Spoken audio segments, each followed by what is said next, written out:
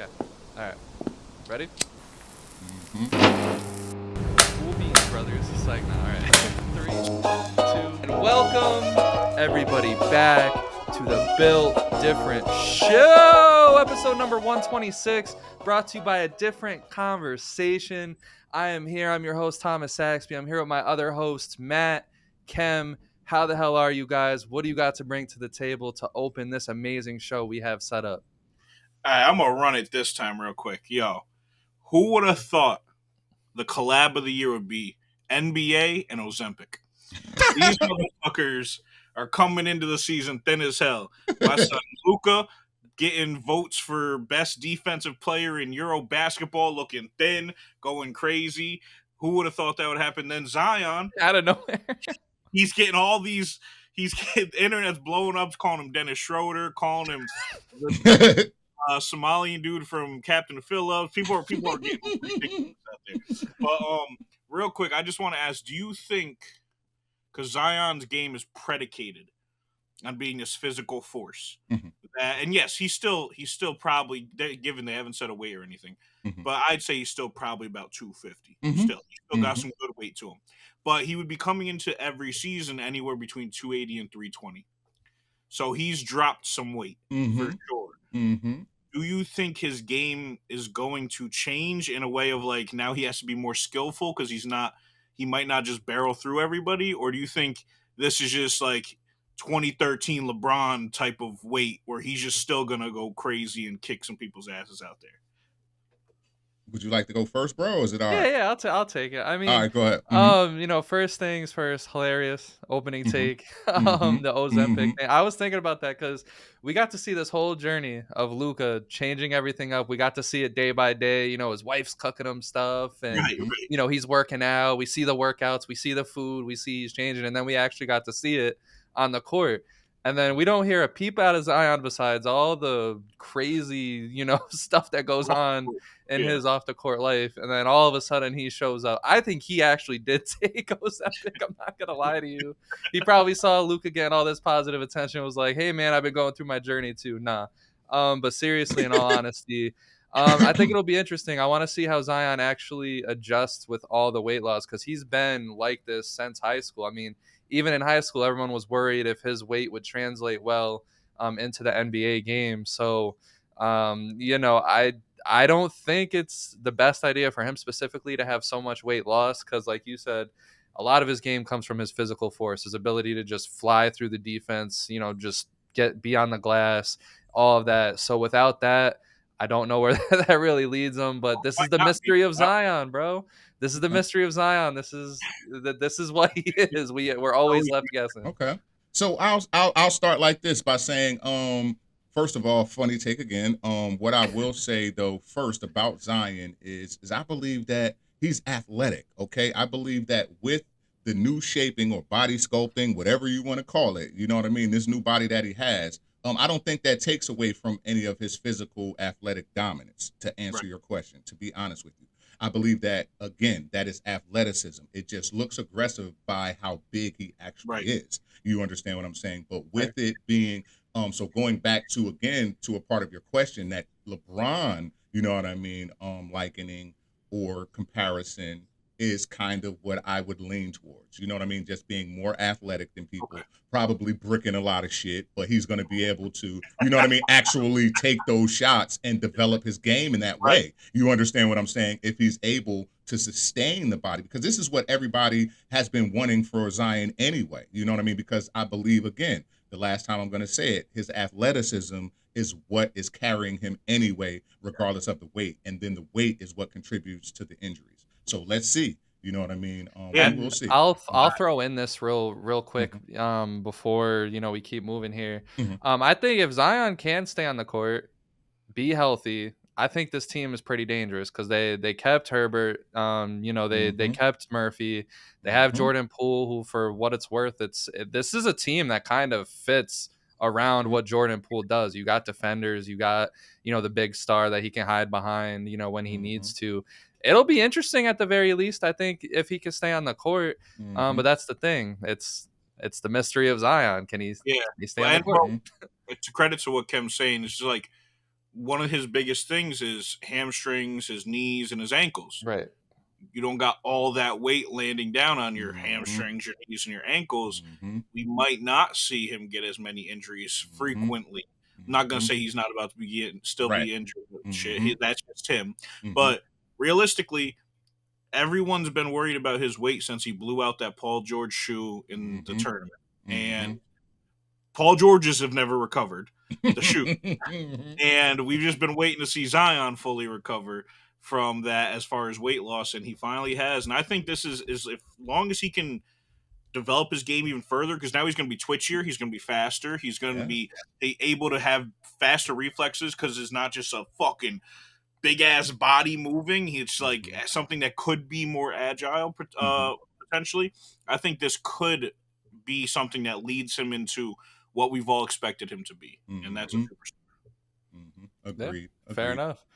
All right, what's up, Ken? What's on top of your mind, King? Peace to the guys, man. Well, you always know, man, I try to come with some different kind of take, but this one, man, is kind of close to the heart. As I always try to tell you guys, anytime we get into any kind of sports, my actual sports career kind of ended right at college, but I grew up part of my life in Pennsylvania where people are loving the Happy Valley, or what I would say Penn State Nittany Lions, right? So right now we got them as number 3 in the nation. Okay, it's been a long time since like the Joe Paterno era, since, you know what I mean, Penn State has been ranked as high as they are right now, and in consistency, like over the past years, they've just gotten better and better and better. But now, you know what I mean, with James Franklin, you know what I mean, as the head coach, you know what I mean, they're facing Oregon, and this is going to be the biggest game of his career, because all he has taken so far is the criticism of not being able to win like big games against the big teams. So this is going to be a great game. Another one that I want to highlight is going to be number 7 Alabama playing Georgia. You know what I mean? These are going to be 2 great games that are must see, because, you know, Kalen DeBoer, who has taken over for the great Nick Saban, has been on a hot seat, you know what I mean, ever since he's taken over. Jalen Milroe now, you know what I mean, in the NFL, and with the new quarterback that they have, they got a defense that looks like it's supposed to be something, but their offense, man, is just sputtering. And that boy Ryan Williams looks elite. It's crazy. So, all right. So, but at the end of the day, I cannot disagree with that.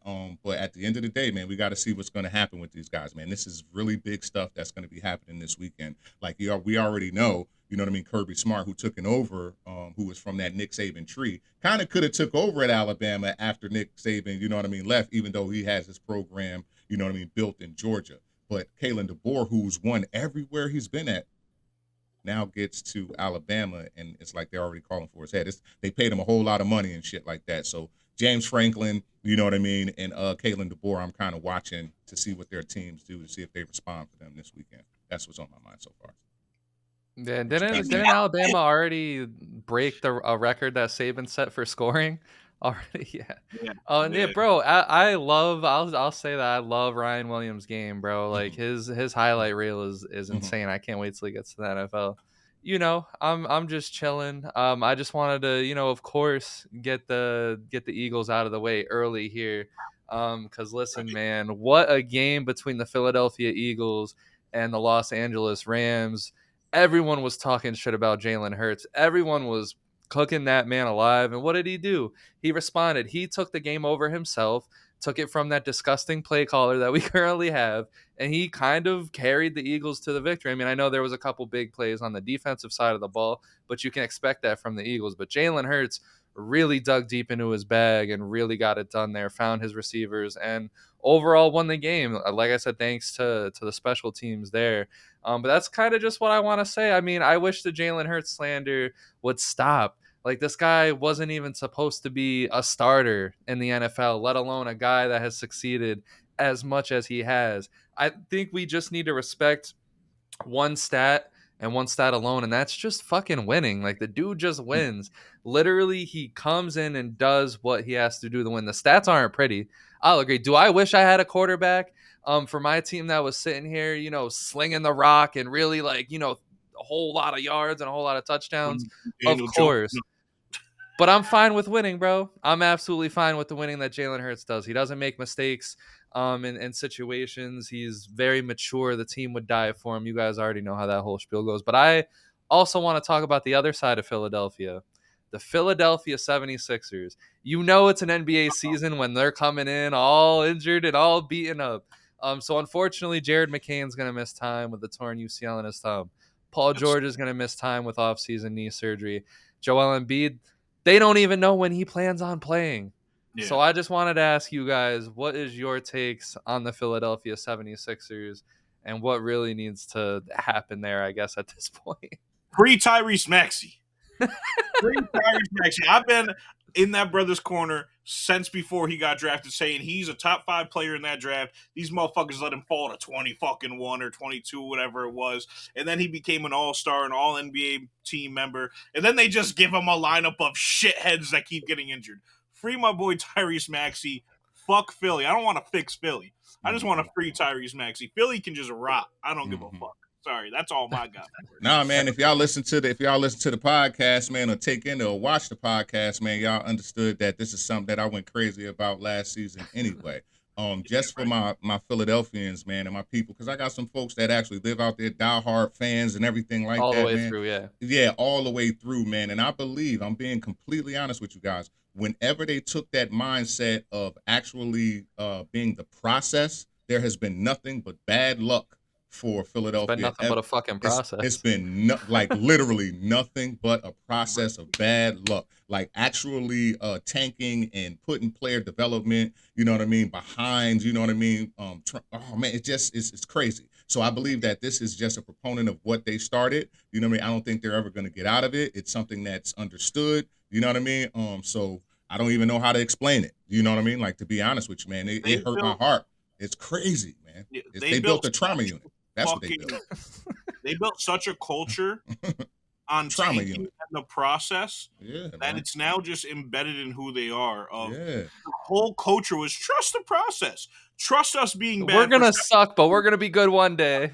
Like, we're still your fans are still trusting it and have bought so deeply in because you made it to the second round 3 times in that 10-year span that they brainwashed their fucking fans of being like, trust us. We got an MVP. Oh, we had Ben Simmons. We had Markelle Fultz. Trust it. No, shut the fuck up. Little Okafor is going to be great one day. Trust. The trust is gone. Right. And I think it's a shame because you see the other Philadelphia franchises like the Eagles. Like, did they not have a Super Bowl for a while? Did they suck for a while? Yeah, but you could always guarantee they were going to at least put either a watchable team on the field or a team that's really going to be, go after it. Same thing with the Philadelphia Phillies. They're always trying to go after it. Both of these things, when it comes to the Phillies and the Eagles, they get rid of the stink when it fucking occurs. If there's something disrupting the team, they get rid of the stink. And that's the issue. The 76ers are not getting rid of the stink. I'm sorry, Joel Embiid, one of the most talented, players that we have ever gotten to watch. No doubt about it. One of the best players that we'll ever witness. He got to go. Like, if you're really going to, move on and thrive, you got to let him go. Let him go heal somewhere else. Let him go. He's going to be a beast. He's going to have good games. You're going to miss him, but you got to let him go. Paul George, I don't even know why you guys you guys kind of just, when you signed him to that big deal, you kind of were just like, all right, we give up, because I don't know what that was. Everyone knew he was hurt beyond belief, that he wasn't ever going to be the same PG again. And Clippers was a down year. Yeah. Injury riddled. He missed 60 games. I think he only had one season in the Clippers in general where he played even close to the full. It wasn't even a full season, but it was somewhat close. All the other games, I believe, are 50 or less games played. So I don't know what they were looking for. And then you hire this amazing coach who can't coach if his players aren't on the fucking floor. So yeah, and then it seems like every rookie they gets injured in their first year. Jared McCain got hurt and he's hurt again. Jared McCain was on pace to win Rookie of the Year last year in those first 16 games he played. He looked great. Yeah, so it's terrible luck in Philly, but they gotta pack it the fuck up. They gotta do something. Mm-hmm. It's just crazy, the two sides of the coin, man. Like, you got the Eagles that are fucking thriving beyond belief, and then you flip the coin and you got just the trauma unit, as Kevin said. That was a crazy line. All right, so let's move into the episode. If you guys like this episode so far, make sure you guys subscribe, get in tune with us. We got a lot in store for you guys today, talking about the NFL season that's in place, basketball around the corner, baseball that's going into the playoffs. But what we want to start with is we want to get the bullshit out the way. Kem and I are going to get challenged again. We're 0-2. Matt's been kind of cooking us with the blind ranking. So, Kem, we got to come together and we got to win one. We got to put Matt down. We got Let's this. go. I think we got this.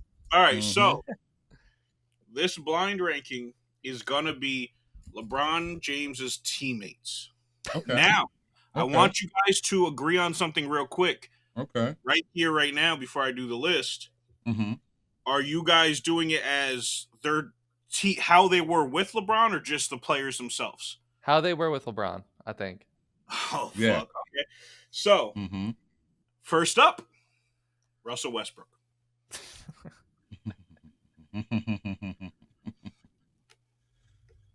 Cam, I'll let you start this one off because I wanna put him at 4 because I know he was pretty bad with LeBron, but I feel like there's worse. But I'll let you be the judge on some of these. Man, at that point, you know what I mean? Matt, I already know what Matt trying to do with this one. He already know I love Brody. So at the end of the day, you know what I mean? Like I would have some type of fight in me. But at this point of being LeBron James's teammate, the Brody that was LeBron James's teammate, that's a 4 or 5, bro. I'll let you even select that one for sure. I feel like there's gonna be a worse teammate that Matt has. So let's on go this 4. list. Let's go 4. All right, 4. Next up, I think you guys are gonna like this one, Chris Bosh. Ooh. Okay.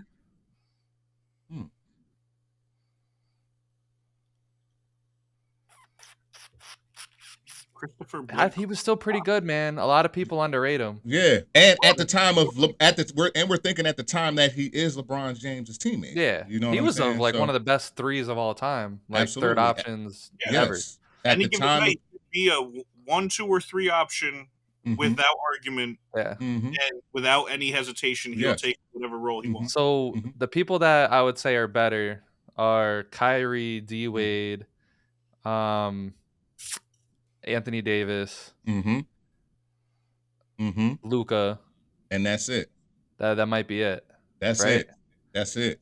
Yeah. I'm being honest. That's so it. we gotta hope that one of those names comes. I'm fine at putting them at 2 if you're fine with putting them at 2. I am too, brother. We are. Okay. All right. 2. Next up, one of his banana boat brothers, Carmelo. Not D Wade, Carmelo Anthony. Nice. Lakers Carmelo. I mean, he was kind of cooked at that point. That's like the Brody. You know what I mean? That's the Brody. You know what I mean? Like, yeah.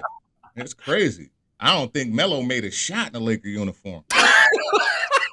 It's crazy. He averaged like 11 for us. And then I still remember one, bro. Like, word. I don't remember a highlight. Like, you know what I'm saying? Like, it's crazy. There wasn't any highlights, but there was some Westbrook highlights, so I could put him 5. Yes. So what do you want? Yes. 5. 5? Yeah. 5. All right. So next, I love Melo though. Like, Kem's fucking hilarious this episode, guys. We're in for it. Next up, I got Cleveland Cavaliers D Rose. Oof. That's damn. So we're gonna have to hope that the next one's the best one because he ain't better than no Chris Bosh. But I guess we could argue he's at least on the same tier as Westbrook was in the Lakers jersey at least. That Cavaliers year was terrible, bro. It was all terrible. It was all terrible. Westbrook. Yeah, that was horrible. Yeah, that was terrible. All right, so your number 1 slot is Cleveland Cavaliers Shaquille O'Neal. Okay. Yeah, I'll take I that. mean, like Bosh is undoubtedly first, but like, you feel me? Like I feel like we got the 2 good ones up top, the 3 bad ones at bottom. Yeah. It's mixed up. Nah, I think this is good. Well, I think Russell Westbrook on this list should definitely be 2. Shaq was bad. Yeah, that should have been 5. But he wasn't like he was old and bad.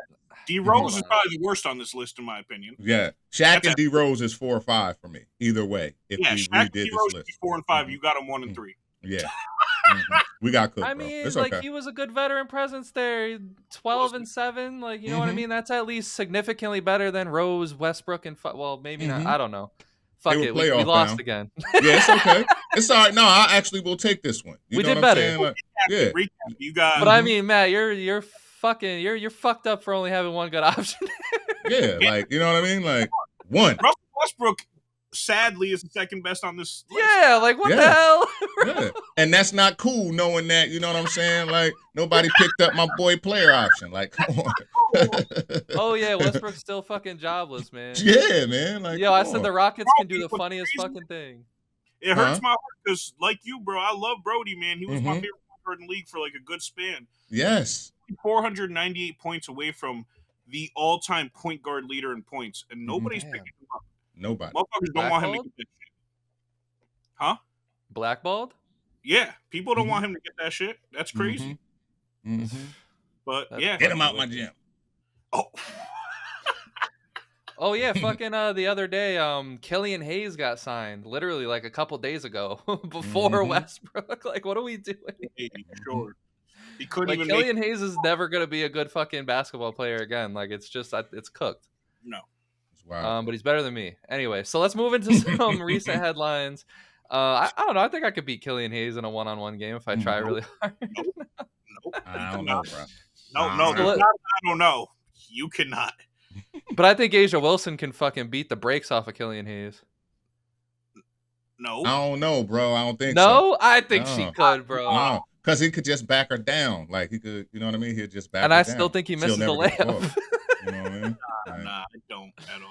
All right, hard. fair enough. But let's move into some recent headlines. So, as I kind of alluded to a little bit, Fred VanVleet is going to probably be out for the season with a torn ACL that he suffered a couple days ago, which is a real shame because the Houston Rockets, I mean, they still look good with or without him, but they do look a little bit better with him. What is your guys' take on Fred VanVleet and the whole situation now in Houston?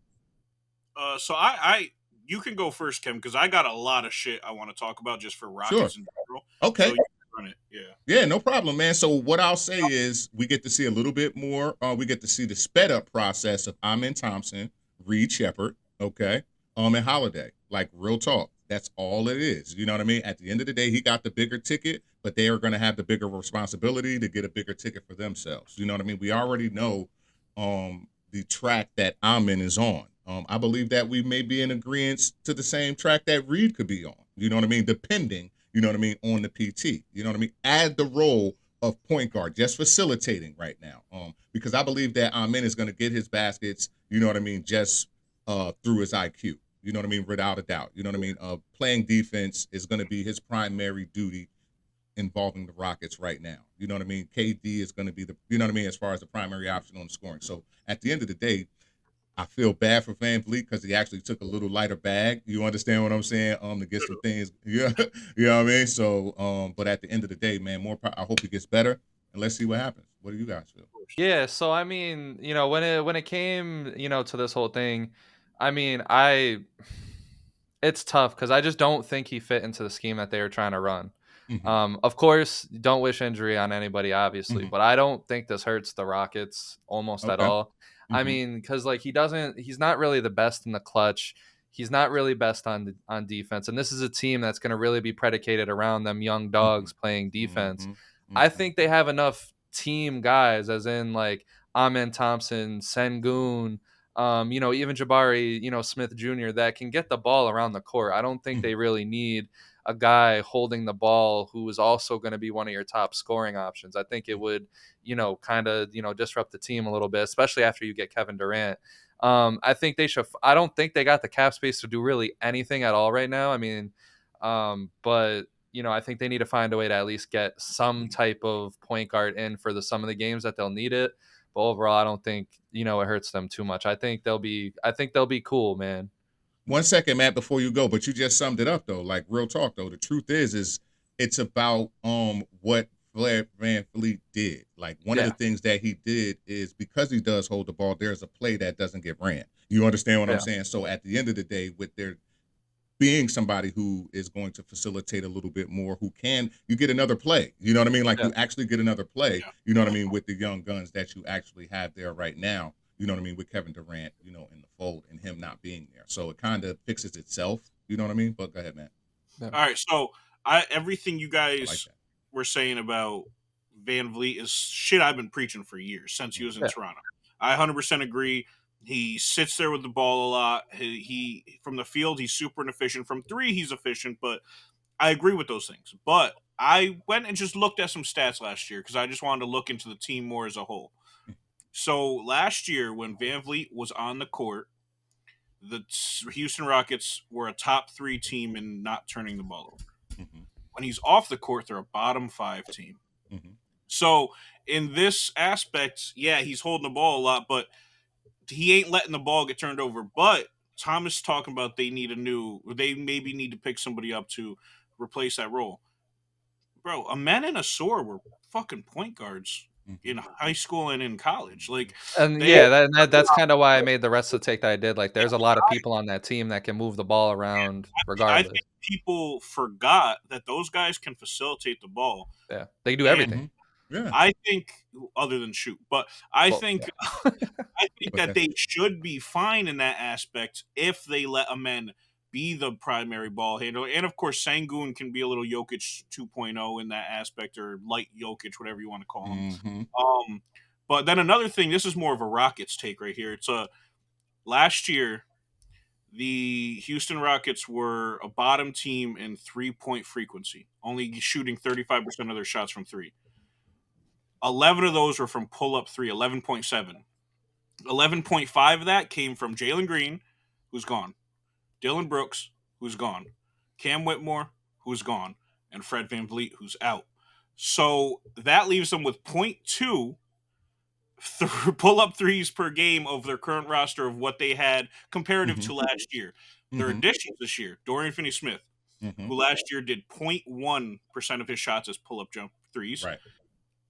Clint Capella, who isn't shooting a fucking 3. And then KD, who has 1.2% of his shots being pull-up threes.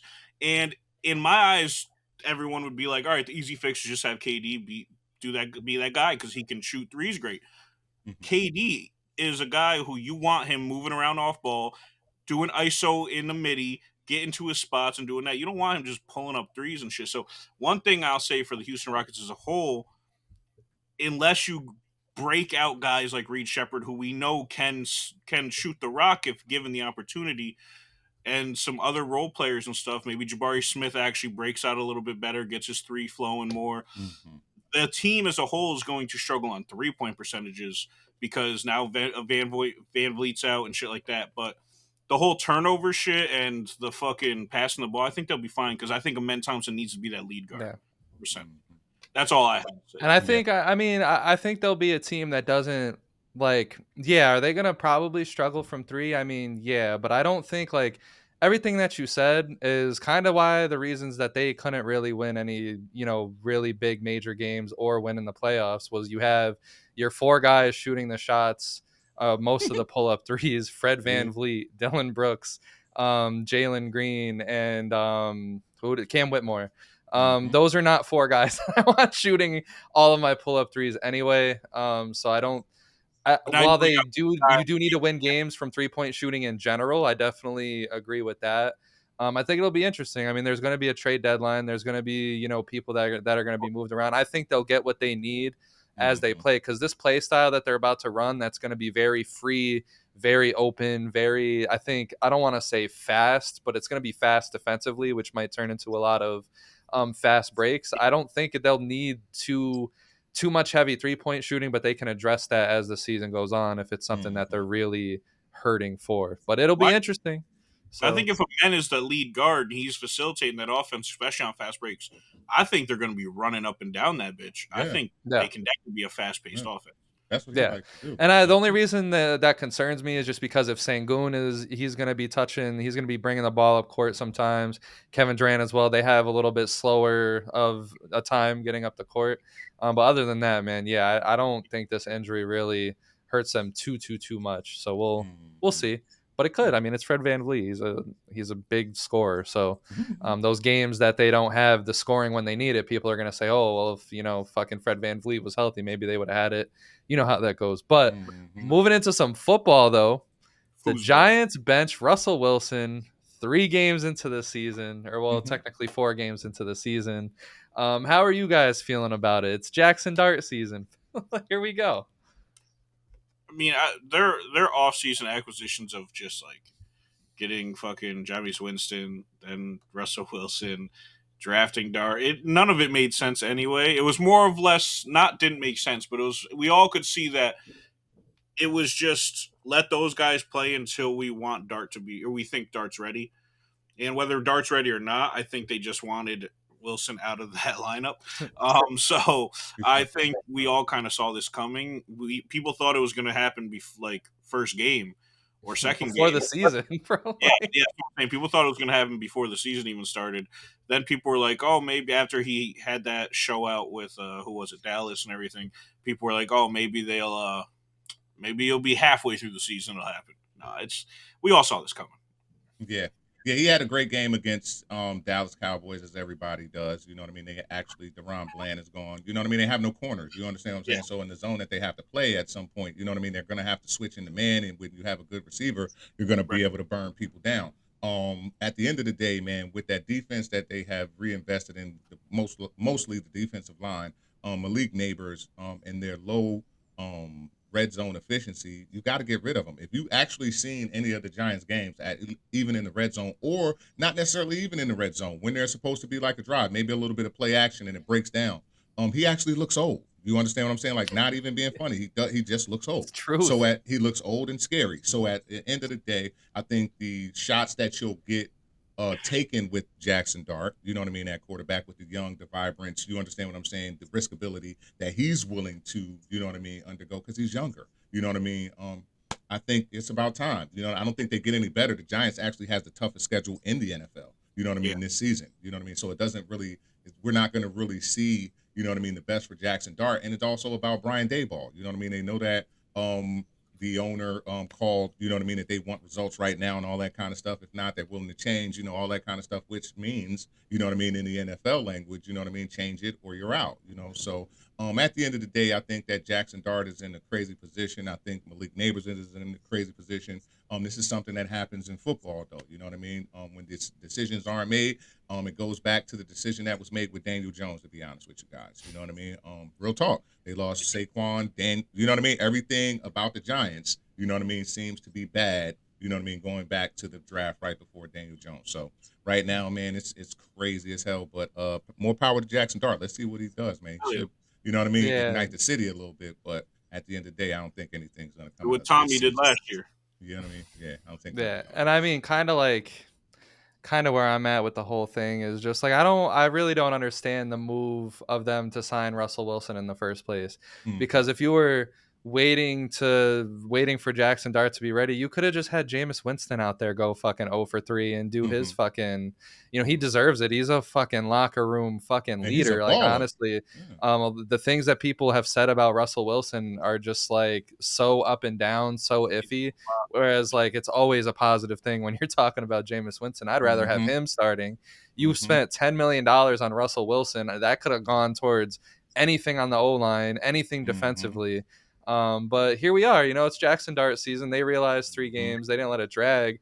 But at the end of the day, Russell Wilson hasn't been Russell Wilson since, I mean, we're pushing a lot of years now. Yeah. We're pushing a lot of fucking years. And at least 5 seasons. The Steelers, as you can see with Aaron Rodgers right now, they have such a good team around the quarterback. That quarterback play doesn't really matter as much until it gets to the playoff time. So when you watched Russell Wilson even stink in a system, in Sean Payton's system that's fucking exploding, you know, the past couple of years, I don't know what you were looking for, Russell Wilson. I don't know what it was. Honestly, how it can look is he did have some good shades after the Legion of Boom was dismantled. But I honestly think the Legion of Boom carried Russell Wilson to where he was at. No doubt. Is Russell Wilson a good quarterback? Was he, you know, maybe borderline elite at the time? Of course. But I do think a lot of that was due to how fucking good of an organization the Seahawks were. Because if he was better, they probably should have won more than one championship. But he got to be a great practice guy. Like, I'm being honest. He has to be one of those guys that looks just above average and above par, superhuman type shit with there's limited pads and limited contact. You understand what I'm saying? But when it comes to the game, you know what I mean? Like, he looks very scary. You know what I'm saying? Yeah, he don't have that drive to be the Russ of the past anymore. Like, he he married, kids, money, like Mm-hmm. it's all Mm-hmm. set. Like he's just kind of Mm-hmm. doing this to kind of just Mm-hmm. keep collecting a check. Yeah, absolutely. It's not Mm-hmm. like, Aaron Rodgers who's trying to move up, goat Mm-hmm. cases and trying to like, Mm-hmm. get that, one more ring. Like another ring doesn't even fucking matter for Russell Wilson's Mm-hmm. career or No. really anything. And And when that's it not comes to why the he's being Giants, brought to a team. yeah, when it comes to Jackson Dart, I'm interested in it. I mean, he looks if you've watched the Giants games the last couple weeks and they keep panning on Jackson Dart because everyone wants it. Everyone wants him to get in the game. Dude's ready. Dude's pumped. He looks over there ready to fucking like rip that football. And I kind Mm-hmm. of can't wait. So I got some takes, moving forward on that as we get into the episode. But the other thing I wanted to talk about is we are witnessing one of the best endings to a season in fucking baseball history. I Mm-hmm. just wanted to point it out real quick because Cal Riley just got 60 home runs the other day, which led to the Mariners winning the division for the first time since 2001. Aaron Judge is having a season that's going absolutely bananas. Shohei's having a season. Kyle Schwarber's having a season. I think it's insane. We only have one playoff. There's 3 games left, and there's only one playoff matchup that has been determined so far. So that means it's going to be crazy. And people always ask, well, why do you play a 162 game season? I think this is why. It's the drama, it's the grind, it's just everything that baseball represents. And I've loved this season. It's been cinema. The Washington Nationals, they finally hired someone whose head's not in their ass. It's going to be a good off season. But other than that, do you guys have any baseball takes, or are we going to move into some more football talk? The only thing I'll say is comes to the number of games you were talking about. It's just like, bro, I feel like the Mets is a perfect example of why that 160 game season is worth it, bro. The Mets were like they went on streaks of like 14 out of 20 they won. And then the next 15 out of 17 they lost. And then went on a 9 of 11 win streak and then lost 8 straight. Like, bro, it's like it's the hard grind over a long period of time that if you can survive that and still be the best team out, you deserve it. And so I feel like that's a perfect example of why that is meaningful, getting through that whole elongated season and everything. We have some teams that are 0-3, some teams that are 3-0. So I want to hear from you guys. Which 0-3 team do you believe can really turn it around? I think we might all have the same team for that. And which 3-0 team is actually the worst 3-0 team that we have? Yeah, the 0-3 team that I think can turn it around. And listen, I might be a fool. I might be a sucker. Might be a sucker for a good story. But listen, I'm going to say the Houston Texans, man. They don't have an O-line right now. I get it. Whatever, man. But I think CJ Stroud is talented enough that at some point this season, they're going to start scheming. They're going to start maneuvering ways for CJ Stroud to let that football loose, because that's really just what it is. They are struggling heavily because they don't have an O-line. And again, and I'm going to have a later rant about this, is I just don't understand why these teams just don't fucking secure their O-line. But at the end of the day, they have a top defense in the league still. A defense that's still putting up phenomenal numbers. It's literally just coming down to the offense. I don't think they'll be cold all season. I don't think CJ Stroud is a bum. I do not think that this Texans team is truly 0-3. They've lost some games they should have won, but it's a 17-game season. So I think eventually they'll get their heads out of their asses. And then for the which 3-0 team is the worst, I think I'm going to go with the San Francisco 49ers. Now, hear me out here. I don't think it's the Colts. You can say what you want, Daniel Jones, lightning in the bottle, whatever. But I truly think that defense is actually really freaking good. They're putting up some good numbers on that Colts defense. And the most important part is that they show up in the clutch every single game. They have showed up in the biggest moments of the game. But I got the 49ers, man. Listen. They also have a good defense, but at the end of the day, Bosa just got popped for the season with a torn ACL. I think offensively, they are hurting. Brock Purdy is going to have to put up some really extraordinary numbers coming up. I know they have an easy schedule, but it's going to be one of those teams that they'll probably make the playoffs and get wiped off the face of the fucking earth. These injuries, I think, are too much for them, and I don't know. I'm not really believing too much in what they got going on, even if they were fully healthy. Who wants to go next? I'll go. I can go next. I agree with Houston. I think all 3 of those games are super winnable. They're just every team's defense is dog walking CJ Stroud because he's just not getting protected. He's in a junior slump which I never thought I would fucking say, because he can't get an opening to get the ball out there, man. But I think I agree. It's just like all those games have been winnable. They're gonna hopefully put it the fuck together and get him some plays where he can actually get the ball out there. And so I 100% agree with what you were saying about 49ers. The only reason I don't pick them is because they do have, from the comparative to the team I'm going to say, such a much easier schedule leading out for the rest of the season. And this isn't the team who I think is the worst 3-0. But this is the team who I don't think will keep it up because of their schedule, where I feel like they might even out at some points and then go on a run and this, that, third. And you're going to hate me, I got the Lions. I know you love Jared Goff, but they have the third hardest schedule in the league. The third hardest, and then following right behind, the Eagles have the fourth hardest schedule in the league. And do I think the Lions are going to fucking start losing a bunch of games? No, but I think this schedule is going to show whether they're contenders or pretenders. And of course, we all believe they're contenders and everything, but even in their next 7 games, I could see them. The Lions aren't 3-0, Matt. Lions aren't 3-0? They aren't, brother. I just had that. My bad. I just quickly fucking realized that. I was like, wait. Bro, I could have got him. You are right. All right, so then it is the 49ers. My brother predicted the future. I don't have a problem with that. He is on point about us all being aligned about Houston, which means that our eyes don't lie to us. We've watched the past couple of seasons with CJ Stroud. We know what he is capable of. At the end of the day, you guys already said it for me. Out of the 0-3 teams, being my Jets, those Texans, the Dolphins, the Giants, the Saints, and the Titans, we already know that CJ Stroud is the most proven, you know what I mean, out of those guys. Now, as it pertains to the best 3-0 team, I'm kind of tripping that you didn't say your own boys. You know what I mean? No, worst 3-0 team. I mean, yeah, worst 3-0 team. I'm kind of tripping that you. Who did you say for your worst 3-0 team? Let me. 49ers. 49ers, right? I'm kind of. You think it's the Eagles? No. Okay. No. Sorry. I misinterpreted, but I have mine ready and loaded anyway because I always do a couple just in case. But I'm gonna go with the Tampa Bay Buccaneers. You understand what I'm saying? Ooh. I think that, yeah, real talk. Winning these games on the last play, last second, and things like that doesn't mean that you're edging out. It means that you're mostly losing. You know what I mean? Throughout, and have to make, you know what I mean, a winning play. You know what I mean? At the end of the day, we also have Mike Evans down with that hammy. You know what I mean? I don't know how it's going to work out for them. Listen, Baker's playing lights out. I know they've been following the podcast. If not, please make sure you like, subscribe, join the conversation, because at the end of the day, I believe that Baker is on a heater. He is most improved, you know what I mean, in my eyes, of QBs in the NFL right now. But at the end of the day, I think that their 3-0s, you know what I mean, is a little bit, you know what I mean, a little bit of magic in a bottle that is not going to be able to be sustainable, especially, you know what I mean. You think Baker's the most improved? Yeah, out of the QBs.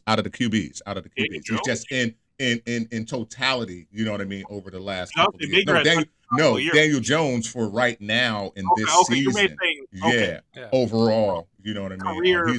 In this generation of quarterbacks, he's the most improved. You know what I mean? Out of his draft class. That's cool, because I got a take to make for this next segment here. So, which quarterback are you taking right here and right now to start your franchise with? Who wants to start? You go first, motherfucker. You said you got something. All right. Yeah. So, I mean, I think there's an answer that I feel like should be the answer for this across the board. I feel like, I mean, unless I would see, unless you don't like the playoff failure so far, I feel like the answer should be Lamar Jackson. Don't try to set up a take and all that. No, go ahead, just make it a take. Unless you don't like the failure. Come on, knock it off. Just give who you got, please. Who I'm going with. Bro. I'm gonna go with Baker Mayfield of the Tampa Bay Buccaneers. I'm not mad at that. Here's the reason why I say that. Okay. Look, I love Jalen Hurts. I love Patrick Mahomes. I love Lamar Jackson. But at the end of the day, those 3 quarterbacks, they have not really been on a very sorry team. Jalen Hurts was when he first became a starter, but they quickly got their shit together. When it comes to Patrick Mahomes, the Chiefs have always been, a dynasty all around, defense, offense, coaching, everything. Lamar Jackson has always had either a really brilliant defense or now he finally has some weapons in the wide receiver room. Baker Mayfield has shown that he can go through some of the shittiest situations, thrive in those shitty situations, be at the bottom of the barrel of the league, and still make a big comeback. And you could kind of plug him into whatever offense you really need him to run. And we've seen that because the Buccaneers, what really makes them good is they're really unorthodox. Sometimes they can give you the classical passing game. Sometimes they can give you that modern day, Bucky Irving can catch it. He can fucking run it, everything. They got everything going on right there. But I think I got to go with Baker Mayfield because there was a lot of pressure going on him into Tampa Bay. Is he still a guy? What are the Buccaneers now going to do without fucking Tom Brady?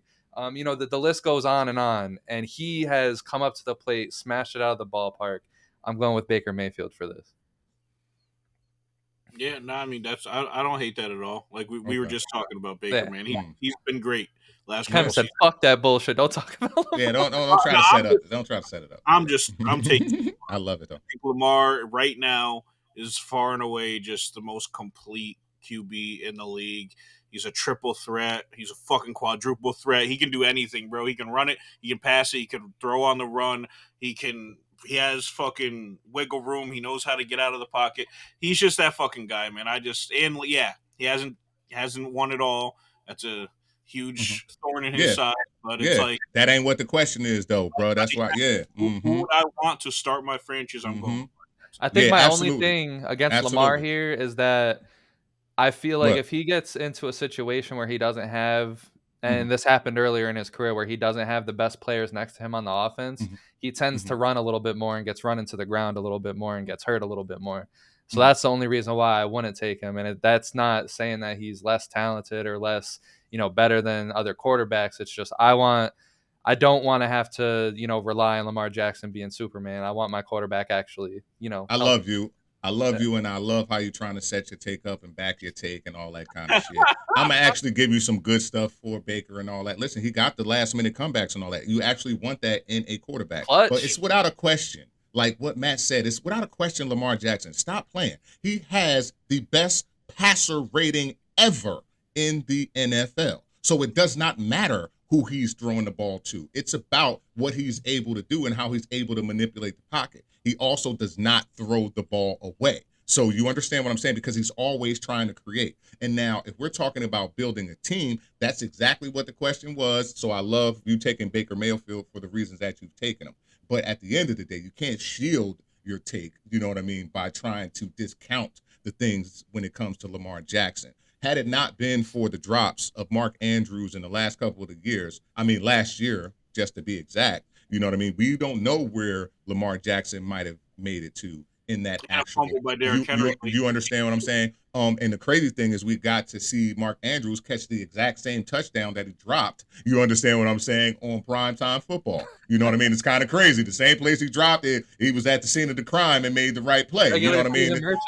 It's kind of crazy. You know what I mean? But at the end of the day, brother, and even through 3 games, he's 54-75 with 722 passing yards. The most leads the NFL in air yards this year. You understand what I'm saying? Just to kind of strengthen that highest passer rating thing. You're talking about him having players in his defense saving him. Knock it off, brother. Please knock it off. You my man. I don't got my glasses on, so I can't get too hyped. But at the end of the day, I appreciate your take, but come on, don't do that. Me and Matt is right on this one. Oh yeah, absolutely. I just I wanted to be different because I didn't want all of us saying Lamar Jackson across the board. Yes. Because I think it's hands down now. Lamar is the best quarterback in the league, and I hate the people that say Josh Allen. Thank you guys for not one of you saying fucking Josh Allen because it would have been. I would have quickly switched to Lamar, and we would have fucking taken him. Lucky you, because it's no. But what I'll say is though, man, Josh Allen has a case for superhero though. You understand what I'm saying? Like he has you know what I mean? Like real shit. He's doing Captain America or whatever the fuck. But that don't mean I want to choose Batman out of all the superheroes that there are. You know what I mean? But he does the best. He does the most with the less. You know what I mean? I'll give him that. He does the most with the less. You know what I mean? And is willing to do the things that other guys can't do to actually get his guys over the hump. Yeah, he does most with less, and he does less with more. I mean, it is what it is. Okay, I like that. I can't disagree. Because my thing about Josh Allen is he just knows how to look good, but he doesn't know how to win, and that's just all it is. He don't got to finish a move. Gotcha. That's really it. But moving into our week 3 takes, bring in our top takes from week 3. Who wants to start this one off? Because it was a very, very eventful week of football. I'll run it. Okay. Atlanta is playing a different brand of foosball out there. Foosball. Jack Robinson has got them, bro. So this is just a little comparison stat. Zach Robinson, their OC, has got them throwing 17% of their snaps as play action. And now compare that to somebody like a Daniel Jones, who has one of the highest QB ratings in the league this year, who throws 38% of his snaps as play action. He's not getting Penix to launch it downfield. He's not getting Penix, which he can do, right. And he's getting eaten the fuck up, man. He's getting torn up. I don't know what the fuck they're doing out there, but I feel like this week, I think they play the Commanders. They play Washington. I feel like he's in trouble if they have another fucking offensive scoreless game. I think he might see the door sooner than later. Next one is I just gotta talk about my team. I mean, I was watching that Pittsburgh game, man. Our defense is so together, damn near. Like Aaron Rodgers was doing some Aaron Rodgers things. It happens. It's whatever. He's one of the greatest of all time. But I mean, our defense, like for the whole middle of the game, was keeping them at bay. But we just had 6 fucking turnovers. And that shit is just pissing me off. Some shit that, like, easy shit that just shouldn't happen. That these guys are going over at practice, at training camp, play after play after play. And it's just the little mistakes, man. 6 turnovers? After 3, you guys should have been like, all right, we get it. Cool. But you guys are just keep fucking fumbling. Bro. Real quick on the Patriots, man. So I have the way it was set up. I have my computer on one side of the room. I'm locked into Rams Eagles football, and then I have the only live game that I think was on at the time for me with all my apps and stuff, which was the Patriots and the Steelers. And I swear to God, every time I looked over at the TV, Patriots fumbling the ball. But I think it was a good week to show that like the Patriots absolutely should have won that game, no doubt about it. And I think it's good strides. Like the team's making a lot of good strides besides holding on to the football, which is the most important thing. Yeah. But yeah, I feel like that game, there's a lot of lessons to take from it. Drake May, when he was slinging that shit, he was fucking slinging it.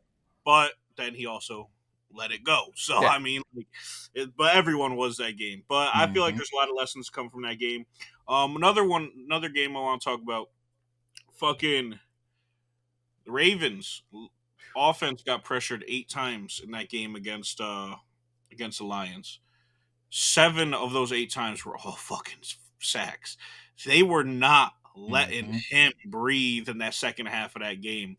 And that, I feel, bro, if that's more to come with whenever they play a good defense, that offensive line got to fucking put it together, because that was I felt bad. I felt bad from Lamar out there. I was like, this man can't get like 2 steps out the pocket without getting fucking ran through. But yeah, those are just like my big like things I was thinking about this past week. They got to step it up. Okay. I got 3 things real quick, and mine are kind of like milestones or records, right? So let's go to the first one, right? Minnesota. We got to go to Isaiah Rodgers, man. Listen, man, he got a 99 PFF. First time ever for a defensive player. You understand? 87-yard pick six, 66-yard fumble recovery return for a touchdown, and 2 forced fumbles in the same game. It was amazing. Then we got to see the 2 rookies have the 2 90-yard TD returns. You know what I mean? Never been done. You know what I mean? And the other one I'm gonna go to, Matt. Well, this one for you, bro. Christian McCaffrey.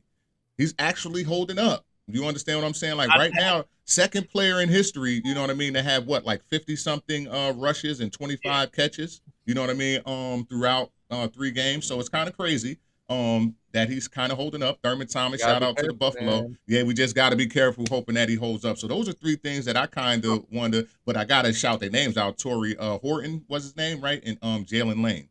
With those nice 90-yard returns, man. It was kind of dope, man, to kind of see. It's crazy, man.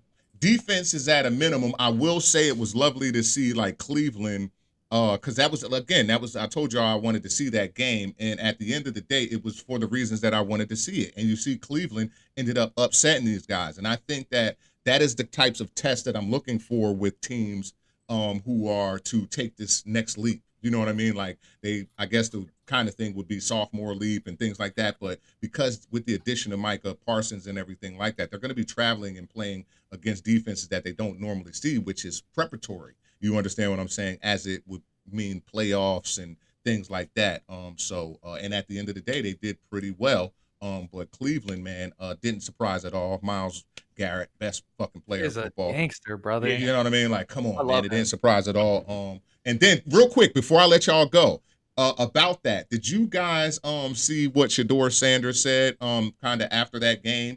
And he made a reference about like it's kind of going a little crazy right now. So what he did, they asked him a question about if he was ready. They kind of lined him up. It was they lined him. I'm gonna be honest with y'all guys, right? Oh lined yeah, I know exactly what you're talking about. Yeah. Yes, when they was asking him is he ready, and then he was like, yeah, I'm ready. You know what I mean? Like boom, boom, boom. He was like saying he was ready, and then he ended up saying something. You know, don't quote me, guys.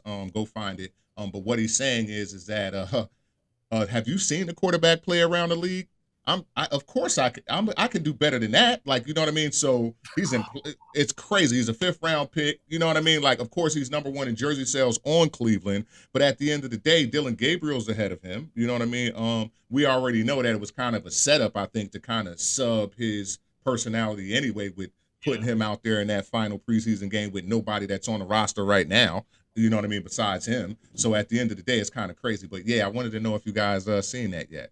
No, I didn't even see that, but that's crazy. You're asking the guy who's not even next up right now. He's third fiddle on the team, and you're asking him if he thinks he's ready. And you know that personality we saw all over the last couple of years in college football. And this, that's just such a setup, man. That's fucked up. But that's always been the issue with him, bro. He fed right into it, so I don't feel bad. But it's also like, damn, dummy. Yeah. But that's always been his issue, bro. He is the media's bitch, bro. They know exactly what to say to make him look fucking insane, and I hate that. But like, that's what the media is there for. Like, their biggest goal is to get the biggest storylines, and they be picking him apart. Even in college, bro, they just be slaughtering this dude. Hopefully one day he learns. Training, but I mean, yeah. So my takes. Listen, and Ken might not like this one, but I think last week was a Caleb Williams coming out party. Pause. But you know, at the end of the day, he cooked the Cowboys. I get the Cowboys; they're a little injured, a little bad on you know the outskirts of their defense. But I think what I liked most importantly from Caleb Williams is you compare this with the first half of the Vikings game. When Caleb Williams is actually trusting what he sees on the field, he is a very good quarterback. And that's what I liked with this Cowboys game. A lot of times you see Caleb Williams just, you know, he's looking everywhere on the field, taking, you know, a little bit too much time, doesn't really, he gets overwhelmed on where to throw to. He was trusting his reads. That huge bomb, you know, that he threw when he was about to get sacked, insane. I love this combination of him and Ben Johnson, because I think Ben Johnson is just making him look at football a little bit differently. Do I fully believe in Ben Johnson as a coach? Not yet, but I think at the very least he's putting Caleb Williams in a position to think about the game differently. If you're going to be this confident, cocky dude, why don't you be that on the football field? Why are you going out on the football field and kind of just curling into a ball and curling into a shell? But then when you're in the media and everything, you're one of the most confident dudes. Like, I'll ride for Caleb Williams just because of how confident he is. But you need to apply that on the football field. And when Caleb Williams does that, the team looks really good. They've looked really good so far. I know the second game wasn't the best game, but when they faced the Vikings in the first half, when they was tearing that great defense apart, it was because Caleb Williams was confident. But that's my first take. The second one. Can I just say something about that? I just wanted to say you're perfectly right, brother. Listen, that was his greatest game so far. Literally his greatest game so far. All I want to encapsulate is about your take and about Caleb Williams is I think it's about to culminate. He has went from, in his college career, he was just recruited for what his talent was and the projections of what that talent could bring, but he's never really won with his talent. And now with Ben Johnson, you understand what I'm saying, who has some winning, on the NFL level and the NFL where he can achieve the ultimate winning. When these things come together, like we are starting, I think, to see, we're going to see a different Caleb Williams. He's going to be the Caleb Williams that people are projecting him to be. And we actually saw a bit of flash of that in the last game. So I don't have no problem with that take, brother. Not mad at all. Mm-hmm. And this second take kind of alludes to what I've been saying the last couple of weeks. I think this whole O-line thing is pissing me off, in regards to certain teams. And I think it's most importantly the Houston Texans. I really hope they get their head out of their ass with this. I don't know why teams will get generational players. Like, for example, the Bengals will have Joe Burrow, and this has been an ongoing thing. The Giants had Saquon Barkley, where you see if Saquon just has an O-line to protect himself, not only is he not going to get hurt, but he's also going to produce for you. And now maybe if Daniel Jones keeps this up, we can start saying that about Daniel Jones. He had one good year, the 1 year that the Giants had a top half rated O-line. So maybe we can say that about him too. But with the Texans, this is just a tragedy when it comes to CJ Stroud. This dude, in his first rookie season with no one on the field, everyone was getting hurt left and right. This dude brought you guys out of the stink that you guys were in, failing as bad as you did with Deshaun Watson and JJ Watt. Basically, no one thinks about that shit no more, thanks to CJ Stroud and what he was able to accomplish. You have this perfect defense. What is really stopping you from filling that offensive line? It's really he has to throw so many hospital balls that Nico Collins and especially Tank Dell, who's we don't even know if he's going to come back to football after his crazy injury. He's resorted to throwing these hospital balls because he has to go to whatever read is open, even if it's for a split second. Get an O-line. Like, I really don't understand what some of these fucking teams are doing. Like the Panthers, off rip, you get Bryce Young, and whatever you want to say about Bryce Young, I get he's ass. Well, whatever you want to say. But they didn't even give him a chance. They didn't even give him a fair chance at anything. So, and you see what a good O-line can do for someone like fucking Kyler Murray, who looked like an MVP with a good O-line. And you telling it, listen, man, I think the deeper thing is before you finish is that, listen, man, they're drafting these guys and forgetting why they're drafting them. You understand what I'm saying? Like, they have specific skill sets that you want them to come be a totally different player right away because they're not able to access or tap into why you even drafted them for, because they've run it for their lives. So you know what I mean? Even, it's a crazy thing, bro. And that's crazy. A big thing about the Chiefs dynasty is every time Patrick Mahomes has been iffy about who's protecting him, he says something, they fix it. The Chicago Bears, for example, as soon as before the Super Bowl even happened, they were signing. They were looking to I think they made a trade and then they made a signing as soon as free agency opened to bolster that O-line to help Caleb Williams, who had one of the worst O-lines. And look what's happening. He's starting to look just a little bit better. And sometimes that little bit better is all a team really needs to get to that fucking next level.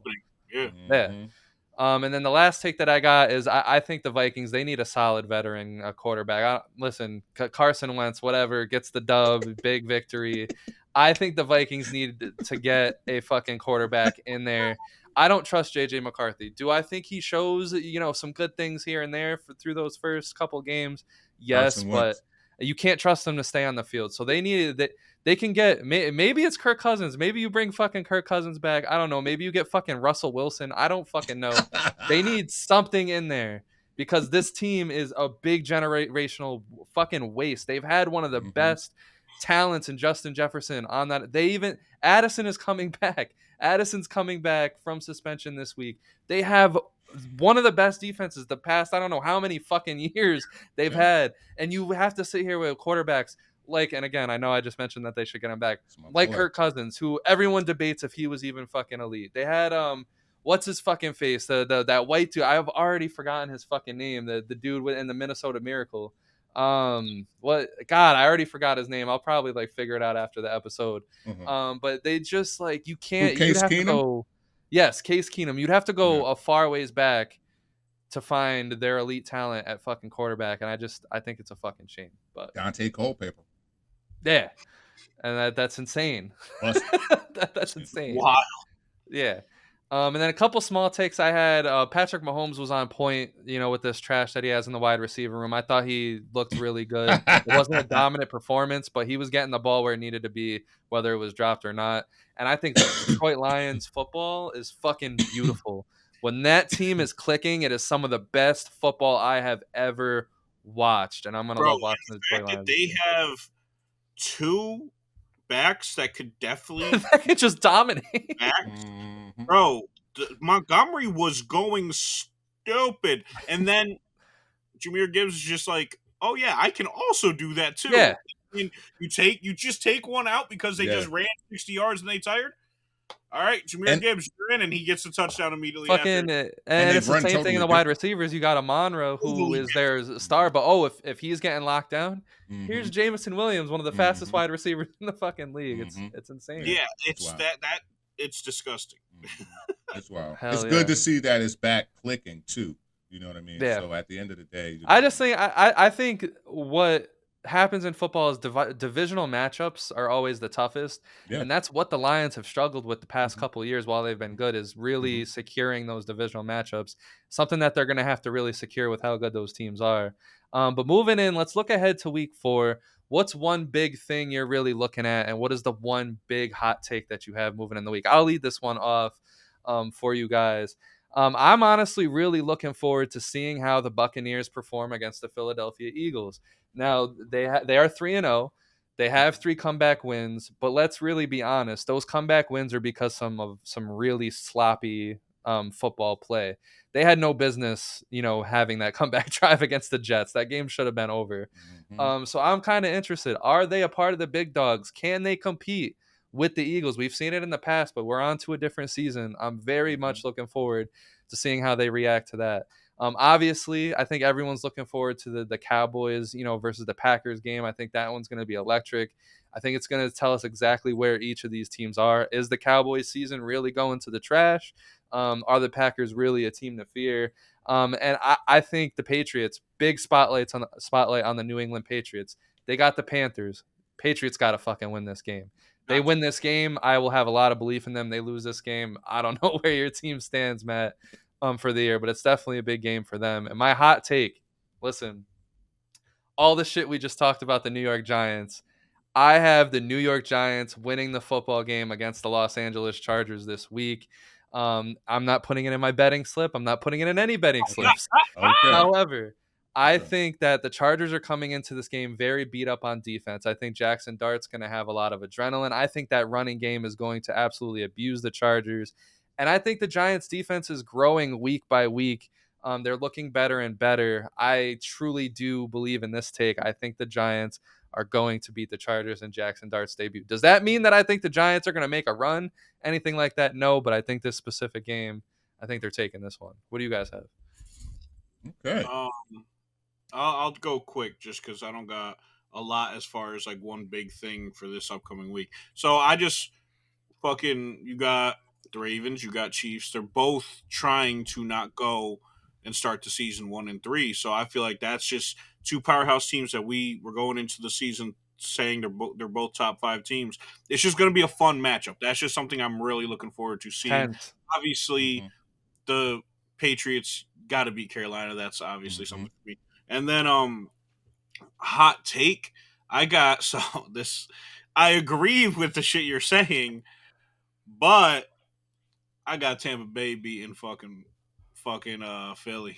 Ooh. That's just, I'm gonna leave it. I'm not putting in a bet slip either. It's not in my slip, but I got them going 4-0 so far to start the season. Fair enough. Yeah, I'm 2 out of 3 with you guys. So what I was gonna kind of get it, but I'll go backwards first. I'll go in reverse actually. So one of the teams we've already been talking about, Tom, you kind of just went crazy on the Texans and CJ Stroud. I'm kind of looking forward to this matchup because as they're spiraling, they're looking at Tennessee. We already know Coach Callahan. It's a winnable game. Yeah, absolutely. Coach Callahan seeded, his play calling duties, with that number 1 pick, Cam Ward. We got to see if he looks any different, with those play calling duties being seated. The pressure's on for both organizations. We got to see. And I think the good thing though is like Cam Ward isn't ass. You know not what at I mean? All. He's I think that's the good news is he's not out there falling on his fucking face. He's doing what he can with what he has. I think that's the good thing to come out of that. Yes, and you see him trying to play within structure. He's not breaking the play. You understand what I'm saying? It's just he's not learning. happening. Yeah, it's not happening the way that it should. It's good signs. It's a real good sign for Tennessee. It's just not happening the way that it should. You know what I mean? I like a little bit of what Matt said. about this Philly thing. That's an up in air. That's definitely a pick'em game. You know what I mean? With their recent history, that's a great matchup. And they're in Tampa Bay, so we got to see. I'm not betting on it either, but I got something for you guys about that a little bit later when we get into our betting challenge. And he said something else too. That Jackson and Mahomes redo. We got to see what's going on there, guys. We got to see. This is going to be setting up.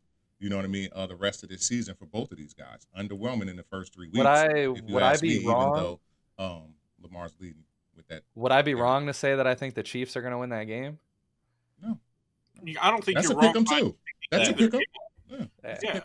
I have the Ravens taking it, but I wouldn't argue either way. I don't know. I mean, Xavier Worthy's going to be back, and I think when you watch the Chiefs offense, I think it's gonna because the issue right now is that Travis Kelce is a fucking brick wall these days. He's not moving.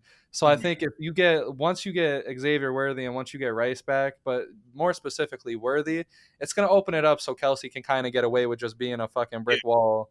And so that the other wide receivers who were doing okay can fall into more comfortable roles. And I just think the Ravens they're a mess right now. The Chiefs know what they have.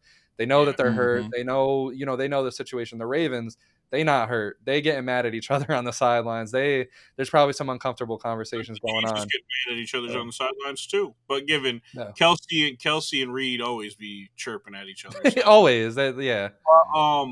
But I love Worthy. I remember before the season started, I said that Worthy would be huge on this team and everything. But I'm giving him a week or two to get his feet back under him. Fair enough. Yeah. All right, so let's move into that betting challenge. So the standings, we all only made 1 out of 4 of our picks. It was even though it was an exciting week, it was a weird week of football where nothing went as it should have. But regardless, we got to pick it up here. We got to show you guys we know what we're talking about. Yeah, man. I got to show that I know what I'm talking about more than these guys. They got to show that they know more than me. It's going to get competitive. So with that, I'm going to open up this betting challenge slip with mine. And as a reminder, legs have to be greater than negative 120. We're all tied at 1. So I'm going to open this up with exactly what I just said. I think the Chiefs are beating the Ravens. It's plus 126 on the money line. I don't think this ends the Ravens season or anything like that, anything crazy. But I don't think they're going to be really, prepared to win a late because it's going to be tight. It's going to be one of those games, and I don't think they're ready to pull that out just yet. Second one is I have the Lions winning by more than 10. I honestly, the Browns defense is good, but we've seen what the well-oiled Ravens did to that defense. The Lions, another well-oiled team. I expect them to absolutely beat the brakes off the Browns. I don't think the Browns are going to have much offense. I have Jordan Love getting 235 plus through the air. I'm surprised the line is so low. The reason being is because the Cowboys defense is shot, especially, in the backfield. I think Jordan Love's going to catch a couple of bombs. I think he's going to easily pass that. And then I have a DK Metcalf touchdown. I like what Aaron Rodgers and DK Metcalf are building in Pittsburgh. I think it's just going to keep growing. I think DK Metcalf is going to have another touchdown this week, and that's my 4. Nice. Okay. Matt, you want me to jump in there, or you ready? Yeah, What's up? You can run it. You can run it. All right. Yeah. All right. So real quick, guys, mine is all player props this week. Ooh, okay. All player props. That's what I want to do this week, right? With strange games that happened last week, I want to say sorry for those who follow me, but if you jump on the train right now, I'm pretty sure we are going to make some money this week, right? So right now, right, I want to go with some receptions, right? I'm going with Keenan Allen, 5+ receptions, okay? 5+ receptions. Herbert's been really finding him. I like it. Listen, man, and he's bailing them out. You know what I mean? Like that last touchdown was a bailout touchdown. Yeah, you understand what I'm saying? So I heard you guys say a little bit about this game a bit earlier, or maybe I didn't. But I'm gonna tell you that I love, you understand what I'm saying? Derrick Henry with the 2 fumbles that just passed as a prove it. You understand what I'm saying? Over 85 yards. Over 85 yards in this game. Over 85 yards. All right. That's tough. Now then we're going to get into some anytime TDs, right? My last 2 is anytime TD player props. All right. Now for the top one, I'm going with a team y'all talked about earlier, but I don't know if anybody picked anything from that game. But I'm going with Pittsburgh with Jaylen Warren with an anytime TD. Okay. Jaylen Warren. I love his game, man. He's really hard to tackle. Yes, sir. Listen, and then I'm going to go with Nick Chubb anytime TD. So we got some rushing. Whoa, and we digging got some deep in the receiving. bag for that. There we go. Like All right. Let's go get it, Okay. guys. And this, listen now, the Nick Chubb is plus 155. The Jalen Warren is plus 140. Okay. Damn, really? Yes. Let's go get that Those are money, some y'all. good props. Okay, Let's go Cam, get you that brought money. The All fucking right. spicy All props. right. What'd you just throw? A bonnet. So for me, I'm gonna start off, and I'm going. So I got 3 money lines and then 1 player prompt. I'm going Drake May over 1.5 tutties. Okay. All right. Wait, so to throw 1.5 touchdowns? Huh? Like Jalen Hurts to get over Yeah. 1.5 touchdowns throwing? No, not Jalen Hurts. Drake May. Oh, I'm just Did I thinking about say Jalen Hurts. I don't know. I don't think it's it. Okay. Yeah, no, 2 passing touchdowns. Passing touchdowns. That's a good prop. We might have a ticket combined here. Not gonna lie. Yeah. And I got Commanders money line. I got Jets money line over Dolphins. Oh, and so the Drake May is negative 118. I got Washington Commanders money line. That's plus 102. I got Jets money line. They're going against the fucking Dolphins, man. Their defense. It's gonna be a stinky game, brother. That's 132. And then I know the defense on Minnesota is elite, but I like what you guys are saying about DK, Aaron Rodgers, the connections, all that. I got moneyline Steelers. That's plus 124. Nice. Okay. I think we got some good picks here. I'm gonna make one Yes. ticket with maybe like 2 each of our picks, and Yeah, let let's that see what happens, shit man. roll. Yeah, We're gonna see how it is. Mhm. But yeah, let's Take money off start of closing this out. Mhm. So I'm gonna put you guys on the spot real quick for a top 5. Mhm. This is a funny one. So listen, Okay. and I want you guys to think about it for a second. I want Mhm. some true good answers because I'm really gonna put you out to the test with this one. Okay. Just kidding. But top All right. 5 athletes that you would not want at your barbecue. 5 athletes that if you saw them at your barbecue, you walking out. Okay. OJ Simpson. Number 1. He gonna give us. Are you gonna give them to us? Do we get to pick them, or we got to give you? No, you got to ours? come up with a top 5 of just people Okay. you just wouldn't want at your barbecue, and they have to be alive. Okay. We're individually making your own top 5? Yeah. Okay. Damn, they have to be alive because I was about to say Aaron. Damn. Yeah. The Matt just don't want to get killed. That's crazy. The next bro. was gonna be Matt Ray walks to a barbecue and worries about getting fucking clapped. Word. Damn. So top Nah. Don't make it seem like that, big dog. I'm welcome at all the barbecues most of the time. Damn. God damn. Let me think. Athlete. Dylan Brooks. Good pick. Pat Bev. Okay, good pick. I just don't want all that annoying shit. You just want good vibes. Good vibes, man. What are we doing? Like we can argue about shit fun, but they ain't gonna make it fun, man. They're gonna be like drooling all in your face, trying to head with that shit, bro. We have to do 5. Cam, you get in there a little bit. I'm thinking. Listen, man. I'm gonna say. Can't say Shawn Michaels. He's dead. Eli Manning, get him the fuck out of here. Macho Man Randy Savage. He's dead. They have to be alive. Damn, that's Wait, 2 weeks fuck straight. with Macho Man? Yeah, I just don't want him at my shit on some. You know what I mean, brother? Or I mean, not you know what I mean, brother. He did say brother a lot. You're yeah, right. he said brother, and then he would say shit like, "Don't tell me what to say." Yeah. Okay. Don't tell me what to say. He seems like the dude that, like, if he has a drink, he's going, like, it's ruined, bro. Like, yeah, you can't talk to him. You understand what I'm saying? Right. Like, you He's one of wouldn't be those. able to talk to him at a barbecue. You know what I mean? Like, so I wouldn't want Macho Man there. Like, he's going to get in your face and be like, how strong are you? Yeah, you know what I mean? And then you challenge him with something, he's fucking up the whole You're barbecue. looking at me like you want to fight or something. All right, so yeah, Macho Man's. You know what? Okay, you guys could say dead people. Let's make it a little bit better. Fuck it. Okay, cool.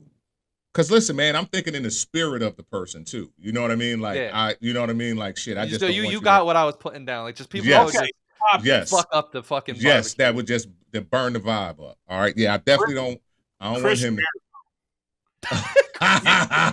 Yeah, okay. fuck out of here, bro. Why? Yo, he's the type of dude that'll like tell a fucking joke, and if no one laughs, he gonna tell it a little bit louder. All over again. Just keep going. And then laugh himself. Yeah, nah, get him the fuck out of here. Push people. Like, I know you heard that. Get him the fuck out of here. Son's, he's gonna bring the fucking potato salad with raisins in it. Get him out of here. Bro.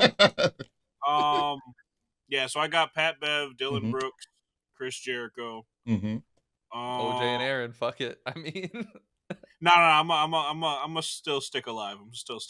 Fuck it. Damn. So are smart people considered athletes too? I wouldn't want Neil deGrasse Tyson at my barbecue. Oh yeah, he's a few. He definitely did some decathlon, like some academic decathlons. I don't want him at my barbecue. Like he just makes people feel so small. I would have Bill Nye at my barbecue. Yes, you know what I mean. Yeah. Yes, absolutely. Yo, underrated. I don't think I want Shaq at my barbecue, bro. Why? Bro, he's like the type of person that like he gets some drink in him and he just wants to tell you how he's better than you and wants to push you around and shit. No, he's gonna be the motherfucker. He's gonna pull up behind a DJ booth and just go stupid, getting crazy. I mean, yeah, if he pulls but up on you might vibes. not want to have no baddies at your barbecue because Shaq known to, you know what I mean, take all the girls with him too. So like at the end of the day, you know what I mean. Like, that's his thing. So you know, we inviting Draymond Green to the barbecue. I think Draymond, he might be cool off court. I think Draymond might be cool. Yeah, he might be cool. LeBron is there. Yes, he's gonna hold the barbecue down too. So I want Draymond there. Yeah, I want him to hold it down. LeBron, so no. Yo, Jordan Clarkson can't come to my barbecue. Why? Bro, you gonna say one thing he don't like if he's off a fucking Henny or something. He gonna school. He just goes. Oh, he just gonna squabble. That's funny. Underrated. I think I would have Ben Simmons come to the barbecue, bro. I feel like he'd be a chill time. Like I think he smokes a lot of weed. I think he'd be cool. He would get violated though. Everybody. Oh yeah. Obliterated. But at least it ain't me. Ben Simmons is there to get violated. At least it ain't me. You're using him as a decoy. That's funny. I'm going Jamal Murray just because. Oh yeah.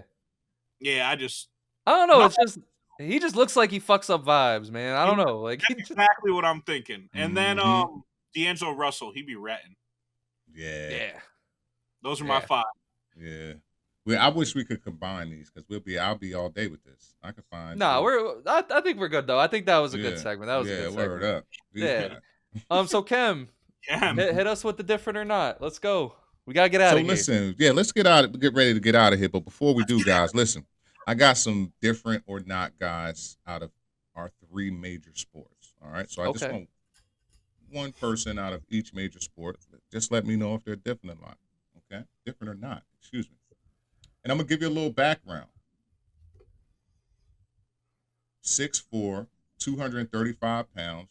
Big boy. Ran a 4.3 340. Chased down Buda Baker in a 100-yard sprint. There we go. I heard somebody say it. DK Metcalf. Different or not? Oh, damn. This is good one. And it's crazy. Y'all led right into it. You see I'm reading off of my list. As a physical specimen, he's one of the most different athletes we've ever seen from a physical standpoint.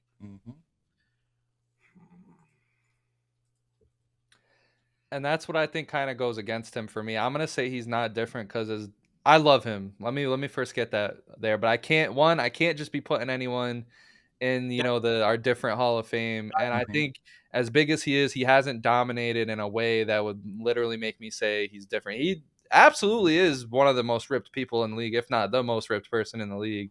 But I don't think he's done enough yet to be different. Do I think he will? He could. I mean, we'll see what Pittsburgh does moving forward, but for right now, I'm gonna say no. Ask me in 5 years. I'm gonna say no. That's my boys. Okay, cool.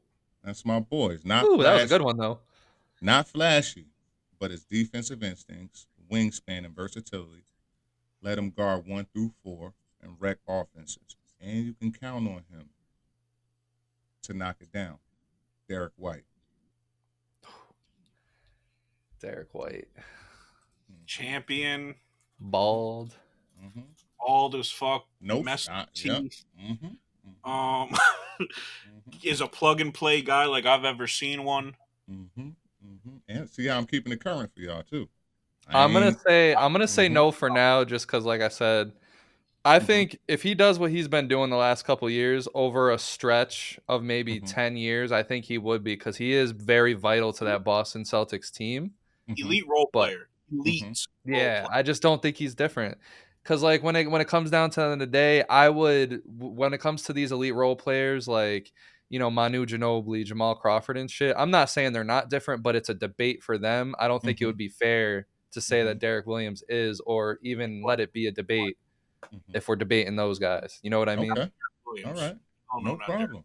No problem. I'm not mad at that, fellas. Here we go. On to the other major sport, right? A 6'7" shortstop. Those 97 miles per hour from across the diamond. He definitely hit moon shots. Runs like a deer. It's either Ellie or Tatis. There it goes. It's Ellie? ONeil Cruz. ONeil Cruz. Oh my God. Cruz. So ONeil, not Ellie. ONeil. Tommy, this is you, gang. I mean, first and foremost, he killed like 3 people in a motorcycle crash. So I don't know. That's all I think about when he comes up. I'm happy. That's what I was trying to get you to do. See, I got you how you normally get me. At the current time, he can absolutely be different, but he's a fucking bum. I'm sorry. Okay. He has been one of the most disappointing players in the league the last 3 years, because it's like you said, he's a freak athlete, can throw it as fast as he does, can hit absolute fucking bombs, but he's ass. So like, I don't, and he killed some people. So yeah, that really puts a stain on him a little bit. Murder, manslaughter. That's different though. Well, I think how he got away with it is because, like, I guess like witnesses didn't cooperate, and I guess they didn't, because they wanted to say he was drunk driving. That was it right there, Kev. Yeah, like I think the story is that they wanted to say that he was drunk driving when he did it. The other people didn't have their lights on or some shit, but they never gave him it's the Dominican Republic, so they didn't give him a sobriety test as soon as he was done with that, and they let him go. So they couldn't really, prove anything from the situation, so they just, dropped it. So, yeah, I mean, Dominican Republic, I feel like it claims athletes every off season, but. All right, that was a good segment though, Cam. Okay. I fuck with it. All right, there we go. So on our way out, who is winning the World Series? Well, who's the prediction? Who's gonna face each other?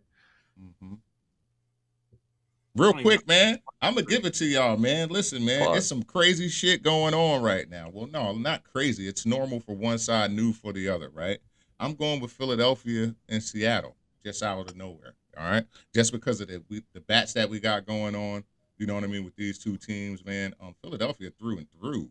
You know what I mean? Actually got some bats, like real talk. I just hate that they lost Zach Wheeler going into it, though. Yes, that's the only thing. He's their best pitcher. Yes, still. You know what I mean? And here's the funny thing: I still see Philly taking it in 6. Damn. Yeah. Okay. Here we go. All right, Matt. What you thinking? Yankees, Dodgers. Talking about, bro. I don't even know who's in it right now, man. That's why I didn't worry. There's a week left and still, but Yankees, Dodgers, bro. I'm going Phillies too. Fuck that shit. All right, fair enough. I mean, I like your Mariners take him. We're glazing Phillies earlier in the episode, except for the 76ers. Going for it. That's fine. I'm going with the Seattle Mariners and the Los Angeles Dodgers. When it comes to the NL, they're absolutely hard to read. The Phillies, like I said, they lost Zach Wheeler. The Mets fell off the face of the earth. The Cubs don't look that great. The Brewers look good, but I don't believe in their young talent yet. I do think the Padres are gonna, they're gonna start some shit. But at the end of the day, I think the Dodgers are gonna face the Mariners, and they're probably gonna win it again. But I do love the Mariners though, so I like that, Cam. I like that you brought up the Mariners. I don't like you guys saying the Phillies. Fuck that. Fuck them. Fuck Bryce Harper. But he hates Bryce Harper. Hated Bryce Harper for so long. So yes, and before we close, I just want to say I'll be bringing weekly updates to this. I have invented a little game that I'm going to be playing throughout the season where we will crown the most different quarterback at the end of the year. So as I'm going to do it every week, either 2 or 1 or 3 quarterbacks that are on the lowest on the list, I'm not going to explain the point system till the end of the year, but I have my own I have an equation. I've tested it through last season and everything to make sure it's foolproof. But every week we're going to eliminate the worst quarterbacks on the list as we go until we're down to 2 quarterbacks, and it'll conclude in the first week of the playoffs or the first week that those 2 quarterbacks are playing. And then we're gonna give a different ring or different crown to that quarterback, and I'll explain it to you guys off air because I know I'm kind of just hitting you guys with this as a shock. But with that being said, make sure you guys like and subscribe and leave some feedback. I'm almost done being sick. The winter's here. We're gonna have nothing else to do but give you guys some fucking content. So it is coming. I promise. We're gonna LLC this thing in a couple weeks. Pause, Matt. But at the end of the day, we are here and we are going to keep bringing you the best, hottest takes, the best laughs, and the most different aura. Let's go. Have a good day, night, whatever it is you want to do. Bang, bang, bang. I got those scripts. No. It was Advil.